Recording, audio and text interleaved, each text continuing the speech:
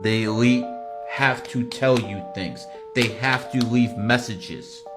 The reason they have to do this is how they believe they get past karma. By telling you what they're going to do, they release their karma. Now that you understand why they're telling you, start paying attention to everything all around. They're telling people what's coming.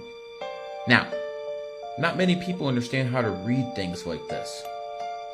That's why it's coded. There's obviously a higher power. I call it the Matrix. Now, you might ask who created the simulation. I don't think me, you, or anyone else on this planet has the intelligence to even figure that one out. So what you would call God, I would call this the Matrix, a simulation. When you say simulation, what do you mean by that? Like, it's not like the movie The Matrix where you have something adjusted to your neck and stuff like that. It's more like the bodies we're in are like organic portals. And me and you and everyone else has souls. And when our souls go into our organic portals, there are skill sets that we're going to have to conquer so we can get to the next level of the Matrix. Now, some people, they obviously fail. So when you fail a reincarnation, you got to go back and do it again. The reason numerology and astrology works is because this is a virtual reality. This is a simulation. There's no other possible way that something like numerology and astrology could work. This is a simulation. And numerology and astrology are the cheat codes in life. They would say numerology is a gift from God and, angel numbers. When you see 1111, make a wish. That's garbage. That's trash. Where are you coming from? The first thing I noticed is LeBron James and Tiger Woods have the same birthday. One's born 12/30/1975. One's born 12/30/1984. So not only do they have the same birthday, but it adds up to the same numerology number. They were both the top people in the game. Next thing I would bring out to the old timers is Jim Brown. What might have been the best football player of all time. He's born 2/17/1936. That happens to be the same day the best basketball player of all time was born. No, not LeBron James. Michael Jordan, 12/17/1963. So all you're doing is you're switching the 1936 to the 1963. Same birthday, same numerology number. So the chances of things like that being a coincidence are very, very slim. The interesting part is the least accurate form of astrology, which is the Western astrology, is the one that's promoted the most in the world. So again, it shows you how the psyop works. The people in positions of power, they know astrology works and they know there's different forms of astrology, but what they do is they promote the biggest bullshit form of it. So people with intelligent minds look at this stuff and be like, oh, this is crap. That's why they put the astrology horoscopes by the funny section, to make people subconsciously think they're idiots. So while there is a lot of truth in astrology, the stuff that's out there is complete BS. So I don't blame people for being like, you know what, this is garbage. Because when I read that stuff, that's exactly what I thought. Only difference is I knew there was something in it, and I started digging myself. I believe that terrorists are using numerology to plant attacks, and they call me a conspiracy theorist. I'm a conspiracy theorist.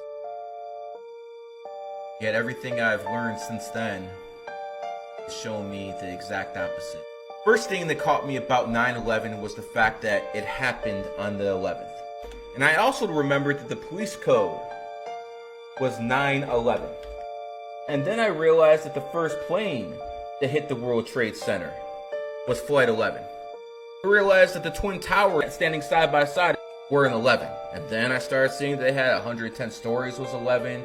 Then New York City, 11 letters. New York was the 11th state in the Union.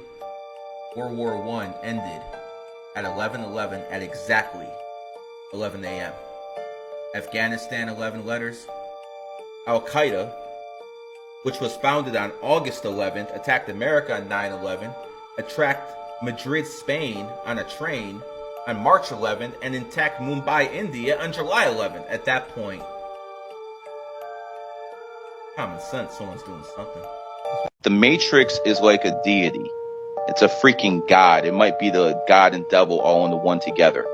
So the Matrix communicates through numbers, through colors, through shapes. The thing is, it always leaves you clues. You just have to know how to read the numbers.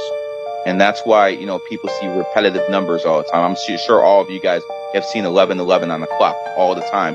People ask me all the time, what does that mean? It basically is a subconscious way of the Matrix talking to your mind. It also means you're woke. Most people who are woke to some degree always see 1111 all the time. Again, if you don't see it all the time, then you probably got some spirituality stuff to work on. Astrology, numerology are way above science.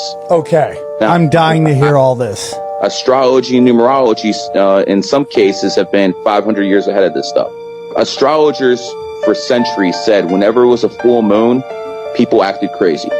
Whenever it's a full moon, that's where you got the lunatic, because people act crazy in the full moons. Even police will tell you this. They get crazy phone calls under full moons.